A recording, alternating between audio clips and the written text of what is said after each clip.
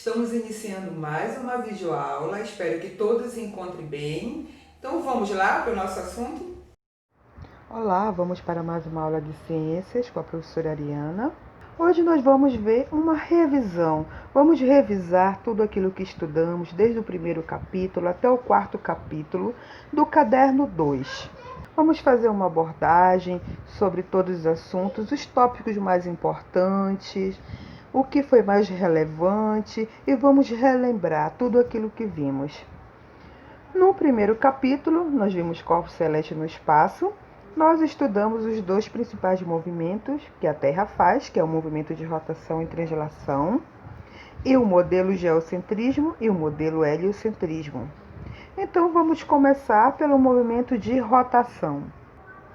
Então, a rotação da Terra é um movimento que ela executa envolvendo-se sobre si, ou seja, sobre seu próprio eixo. Isso quer dizer que a Terra ela gira no sentido de oeste para leste, o que faz com que o movimento aparente do Sol para nós seja do leste para oeste. E o movimento de rotação é responsável pela alternância entre o dia e a noite, ok? Movimento de translação. O movimento de translação é caracterizado pelo deslocamento do planeta Terra em torno do Sol, onde esse deslocamento é finalizado em aproximadamente 365 dias e 6 horas. O movimento de translação descrito e a inclinação no eixo da Terra determinam o surgimento das estações do ano, que são elas: inverno, verão, outono e primavera. Agora vamos relembrar o modelo geocentrismo e heliocentrismo. A teoria geocêntrica, também chamada de sistema platomaico, foi elaborada pelo astrônomo grego Cláudio Ptolomeu no início da era cristã. Conforme essa teoria, a Terra está no centro do sistema solar e os demais astros orbitam ao redor dela. Os astros estariam fixados sobre esferas concêntricas e girariam com velocidades distintas. Esse é a teoria geocentrismo. Já o heliocentrismo, um modelo heliocêntrico, consiste no modelo de sistema solar desenvolvido pelo astrônomo e matemático polonês Nicolau Copérnico. Conforme Copérnico, a Terra e os demais planetas se movem ao redor de um ponto vizinho ao Sol, sendo este o verdadeiro centro do sistema solar. No capítulo 2, nós vimos ciclos da natureza. Nós vemos nascente, poente, orientação pelo céu, marcação do tempo. Então, vamos iniciar a revisão do segundo capítulo, falando sobre nascente e poente. Então, como a Terra gira sempre no mesmo sentido, do oeste para leste, o Sol sempre surge no leste e desaparece no oeste. Chamamos de nascente a posição em que o Sol aparece pela manhã, e de poente a posição em que ele se põe no fim da tarde. Orientação pelo céu. Bom, nós estudamos que há muitos séculos as pessoas orientavam-se observando a posição do Sol e das estrelas.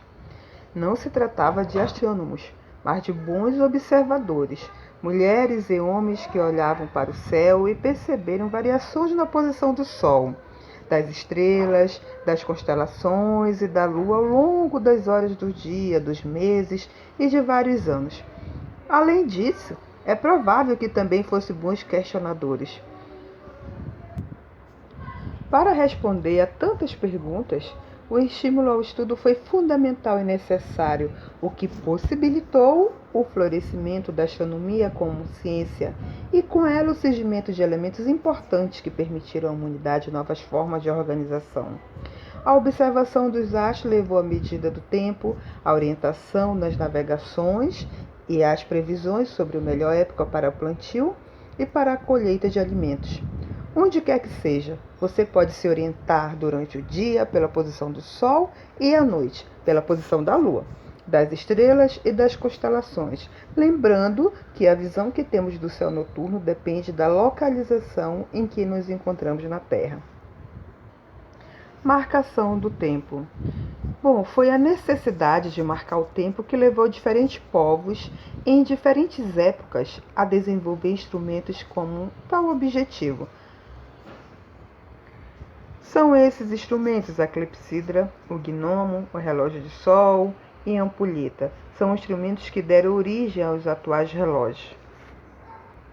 Mas o que é a clepsidra, ou relógio de água? Bom, a clepsidra, ou o relógio de água, foi desenvolvido pelos chineses há mais de 4.000 anos. O tempo era marcado partindo do princípio de que a água que caía em um recipiente para o outro o faz de forma relativamente regular. Nos tribunais romanos, durante os julgamentos, a clepsidra era um instrumento bastante usado para marcar o tempo de acusação e de defesa. E o gnomo? Bom, há evidências de que o gnomo já era usado em 3000 a.C. na Mesopotâmia, consistindo em uma placa semicircular com uma vareta no centro. A marcação das horas ao longo do dia era feita observando-se a sombra produzida por essa vareta.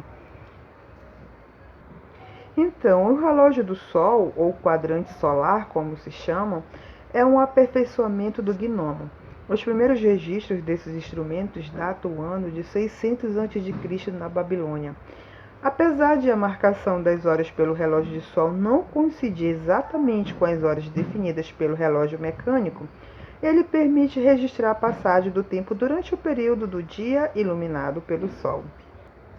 E já a ampulheta é um conjunto de 2 recipientes cônicos de vidro que se comunicam por meio de um pequeno orifício. Dentro de um deles encontra-se areia fina e seca. O tempo que a areia leva para passar de um recipiente para o outro é regular e, portanto, pode ser usado para marcar periodicidade do tempo. Então, no terceiro capítulo, nós vimos química celular. O que é uma célula eucarionte, célula procarionte, proteínas e carboidratos. Então, vamos relembrar o que é célula eucarionte. As células eucariontes são aquelas que apresentam um núcleo delimitado por um envoltório nuclear.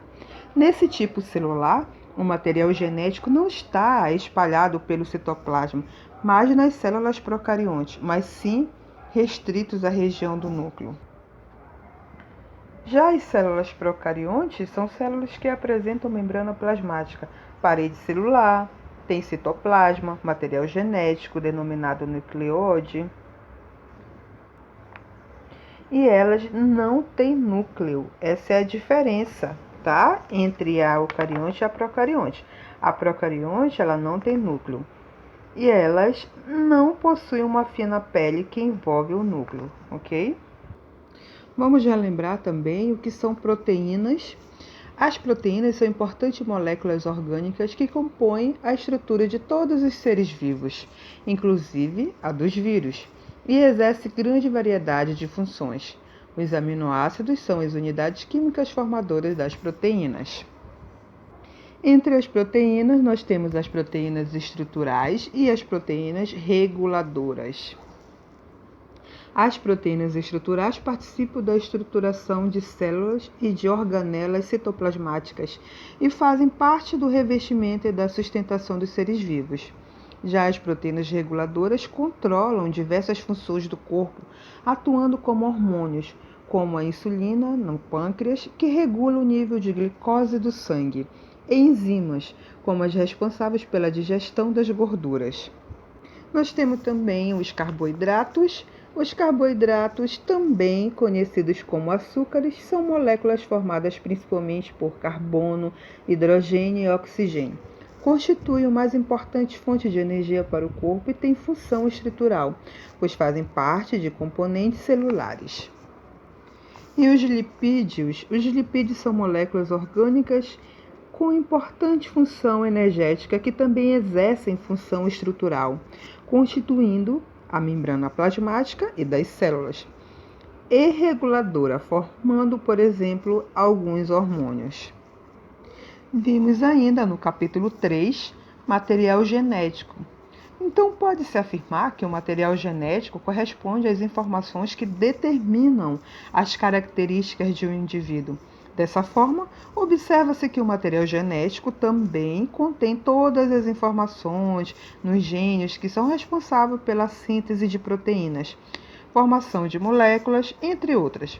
Além disso, o material genético pode ser passado para os descendentes por meio de divisão celular. Vale lembrar que o material genético nos seres vivos é formado pelo DNA, ao passo que em vírus pode ser formado por DNA ou RNA, o que lhes confere uma maior capacidade de mutação. Então, para finalizar, no capítulo 4, nós vimos explosão de vida. Nós vimos sistemática, diversidade, reinos, a classificação. Nós vimos que essa sistemática... Errei voltando. Então, vimos que a sistemática é a área da biologia dedicada a inventar e descrever a biodiversidade e compreender as relações filogenéticas entre os organismos. Inclui a taxonomia e também filogenia. Em geral, compreende a classificação dos diversos organismos. E o mundo biológico é extremamente diversificado. Tende a haver uma abordagem que nos permite ter uma ideia de um grupo de organismos, estudando um tipo específico. Os seres vivos são classificados como plantas e animais. Então, uma grande variedade, diversidade no mundo da biologia, e é bastante diversificada. Então, através dessa diversidade, os seres vivos são classificados como plantas e animais. Recapitulando. E nós vimos também os reinos e a classificação. Bom, em conformidade com a proposta de Woese, admitimos a existência de 6 reinos: bactéria, archaea, protista, fungi, plantae e animalia. No reino da bactéria, os integrantes deste reino são as bactérias e as cianobactérias. No reino archaea, seus integrantes representantes são unicelulares, autotróficos ou heterotróficos. No reino protista, seus representantes são eucariontes, todos de células com núcleo claramente definido, delimitado pela carioteca. Os protozoários são todos unicelulares e heterotróficos, e as algas, todas autotróficas, podem ser unicelulares ou pluricelulares. Já o reino fungi, os fungos podem ser unicelulares, como as leveduras, ou pluricelulares, como os cogumelos e bolores. Todos são eucariontes e heterotróficos.